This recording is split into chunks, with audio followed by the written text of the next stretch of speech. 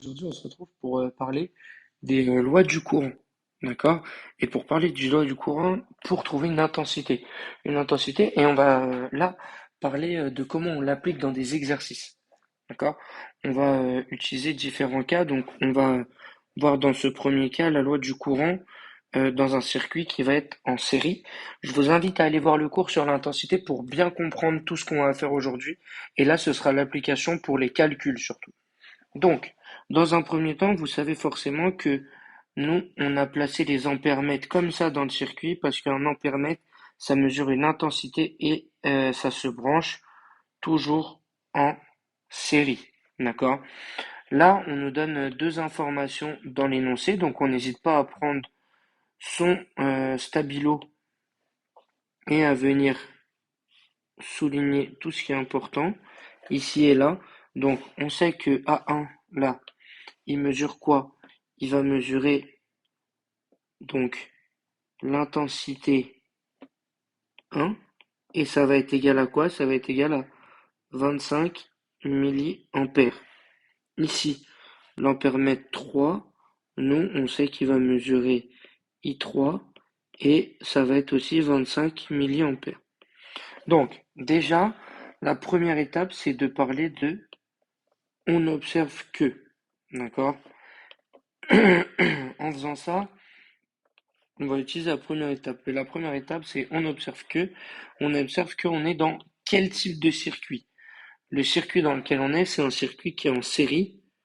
D'accord? Pourquoi? Parce que là, tout simplement, comme je vous le dis toujours en classe, là, on sait que tous les dipôles sont les uns à la suite des autres. Voilà. Il est en série. Et déjà, une fois qu'on sait qu'on est en série, là, on cherche quoi? On cherche ce qu'indique A2. Et ce qu'indique A2, c'est quoi? C'est un ampère-mètre, donc il indique une intensité. D'accord? Il indique une intensité. On regarde dans notre cours, on nous dit quoi? On nous dit que la loi du courant, quand on est dans un circuit en série et qu'on cherche une intensité, c'est ce qu'on appelle la loi d'unicité des intensités. Ok, donc ça on le sait. Et maintenant qu'on sait ça, on va regarder la loi d'unicité des intensités et on nous dit quoi? On nous dit que l'intensité est la même en tout point du circuit. Ah, bah ça veut dire quoi? Ça veut dire que on peut écrire que l'intensité 1 elle est égale à l'intensité 2 qui est égale à l'intensité 3. Pourquoi? Parce qu'à 2 là, il mesure I2, mais lui, on ne le connaît pas, on ne nous l'a pas donné, c'est ce qu'on cherche ici. D'accord? Donc voilà. Donc en fait, on a résolu le souci rapidement et facilement en disant que I1 c'était égal à I2 qui était égal à I3. C'est parfait. Et là, en fait, on a écrit ce qu'il fallait. Vous avez justifié de la bonne façon, toujours en utilisant première étape, là, on observe qu'on est dans un circuit en série et on savait ça. Ensuite, vous savez aussi que la deuxième étape, c'est donner la loi. La troisième étape, c'est écrire littéralement ou faire le calcul. D'accord? Et la quatrième étape, ça va être de conclure. Et donc, on va dire que l'ampère-mètre, l'ampère-mètre, donc l'ampère-mètre quoi? L'ampère-mètre A2 indique quoi? Indique, ampère-mètre A2, pardon, indique donc I2 égale à 25 milliampères. Voilà. Et ça, ce sera donc votre phrase réponse. Voilà. Donc là, on a utilisé quoi? On a utilisé la loi d'unicité des intensités. Pourquoi? Parce qu'on était dans un circuit en série. Maintenant, on passe à un autre cas. D'accord? Et ce deuxième cas, c'est de chercher, de chercher ce qu'indique A2, lui. Donc, I2, nous, on ne le connaît pas. On cherche A2 et on nous donne déjà des infos. On nous donne quelle info? On nous donne que A1 indique 25 milliampères et A2 indique 14 milliampères. Donc on va le noter sur notre schéma, ça nous aidera. Donc là, on a I1 qui va être égal à 25 milliampères. Et là, I, oui, c'est ça.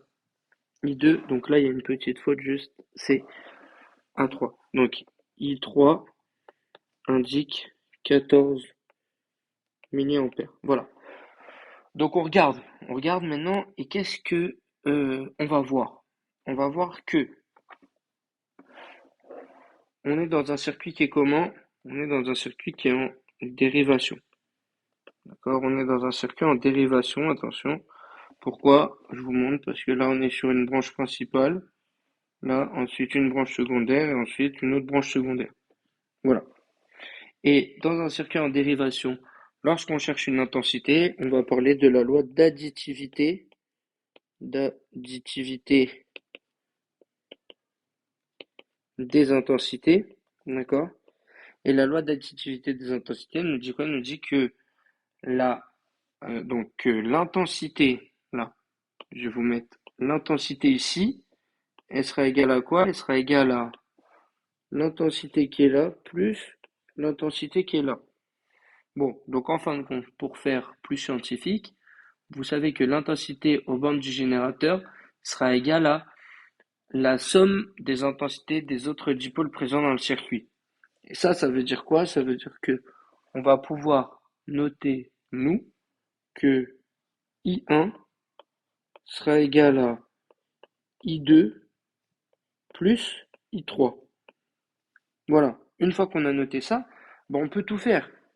On va pouvoir faire ça sous forme de valeurs. Donc, je vais vous montrer comme ça. Donc, I1, lui, on nous a dit que c'était combien? C'était 25 milliampères. Donc, on va le gommer. On va faire 25 milliampères. 25 milliampères, c'est égal à quoi? C'est égal à I2. I2, on ne le connaît pas. Plus 14 milliampères.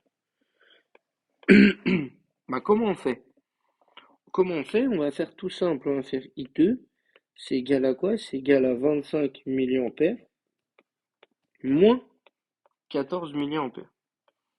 D'accord? Donc, ça va nous donner donc 11 milliampères dans notre cas.